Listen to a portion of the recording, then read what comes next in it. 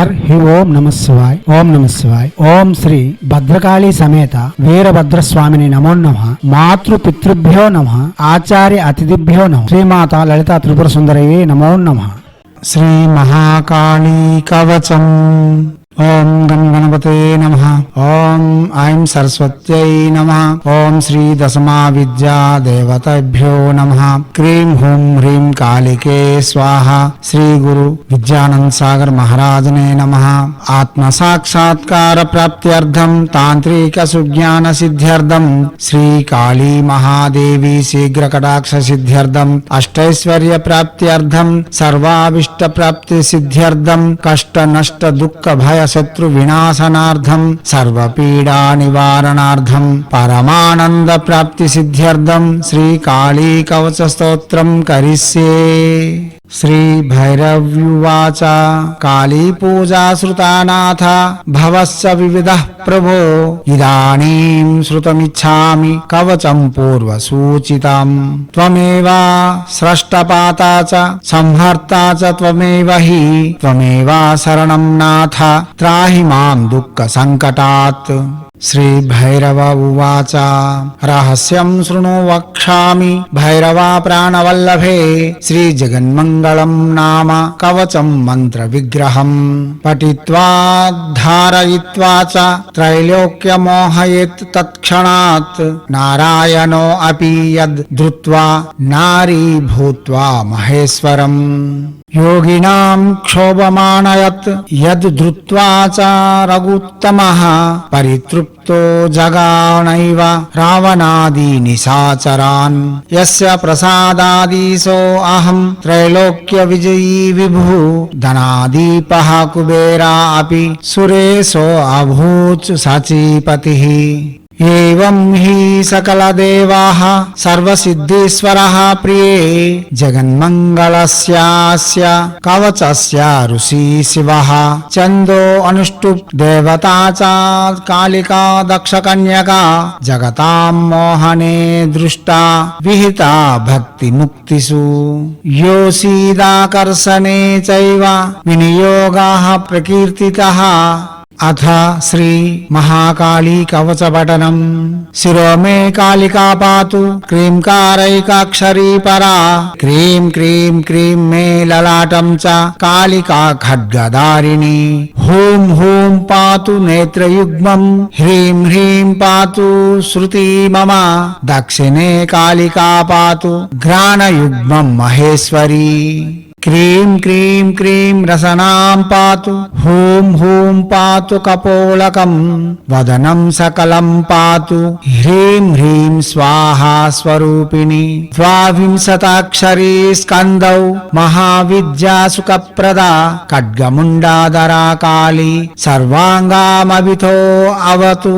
Cream హుం హ్రీం త్రయక్షరీ పాతు చాముండా హృదయం మమ.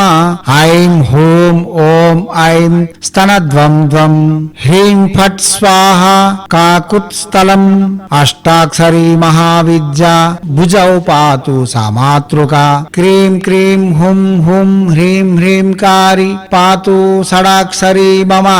క్రీం నాభిమధ్య దేశం చ దక్షిణే కాళికా అవతు. క్రీం స్వాహా పాతు పృష్టం చ కాళికా దశాక్షరి. క్రీం మే గుహ్యం సదా పాతు కాళికాయై నమస్తతః. సప్తాక్షరీ మహావిద్యా సర్వతంత్రేషు గోపితా. హ్రీం హ్రీం దక్షిణకాళికే హూం హూం పాతు కటిద్వయం కాళీ దశాక్షరీ విద్యా స్వాహా పాతు ఊరు యుగ్మకం. ఓం క్రీం క్రీం మే స్వాహా పాతు కాళికా జానుని సదా.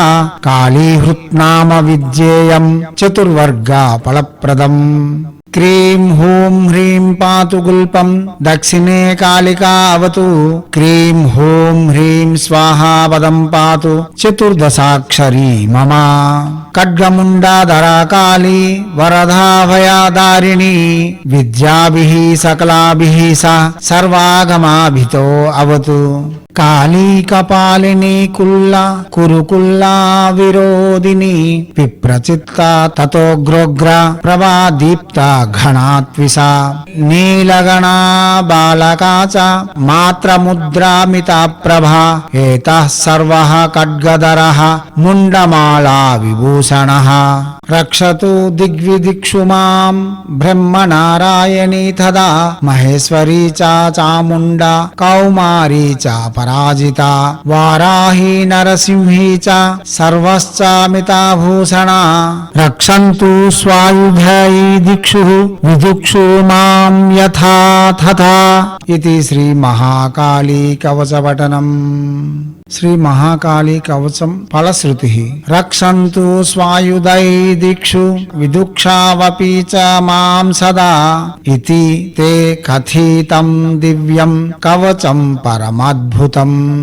శ్రీ జగన్మంగళం నామ మహావిద్యౌసు విగ్రహం త్రైలోకాకర్షణం బ్రహ్మాన్ కవచం మన్ముఖోదితం గురు పూజాం విదాయాదౌ విధివత్స పఠేత్ తతః కవచం త్రియః సకృద్వాపి యావజ్జీవం చ వా పునః ఏతచ్ఛాతార్థమావృత్య త్రైలోక్య విజయీ భవేత్ త్రైలోక్యం క్షోభయాత్యేవ కవచస్య ప్రసాదతః మహాకవిః భవేన్మాసత్ సర్వసిద్ధీశ్వరో భవేత్ పుష్పాంజలిం కాళికాయై మూలేనైవార్పయేత్ సకృత్ శతవర్షసహస్రాణాం పూజయః ఫలం అప్నయత్ భూర్జే విలిఖితం చైతాత్ స్వర్ణస్తం ధరయేత్ యది విశాఖాయాం దక్షబాహౌ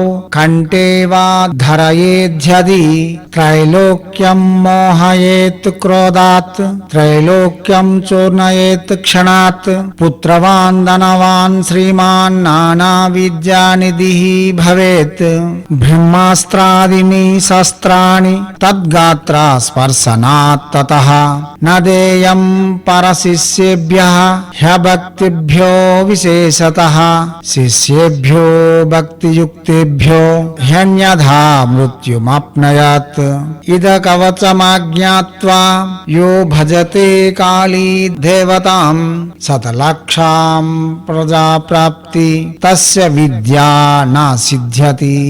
ఇది శ్రీమత్కాళీ కవచ ఫలశ్రుతి పఠనం సమాప్తం. కాళీ కవచాన్ని ప్రతివారు చేయవచ్చు, గాని గురువు దగ్గర తీసుకుని చేయడం మంచిది. దానికోసం భైరవుడు ఒక శాసనాన్ని ఇచ్చి ఉన్నాడు. అది ఫలశ్రుతి యందు ఉన్నది. అది ప్రత్యేకించి మరల చెప్తున్నాను, కొంచెం వినేయండి. ఎవరు పడితే వారు శుచి శుభ్రతలు లేకుండా, భక్తి శ్రద్ధలు లేకుండా ఇది పారాయణ చేయవద్దు. వినడం పర్వాలేదు, కానీ పారాయణ చేసేటప్పుడు అన్ని జాగ్రత్తలు తీసుకోవాలి. నదేయం పరశిష్యేభ్యో హ్యభక్తేభ్యో విశేషతః శిష్యేభ్యో భక్తిముక్తేభ్యో హ్యన్కథా మృత్యుమాప్నుయాత్.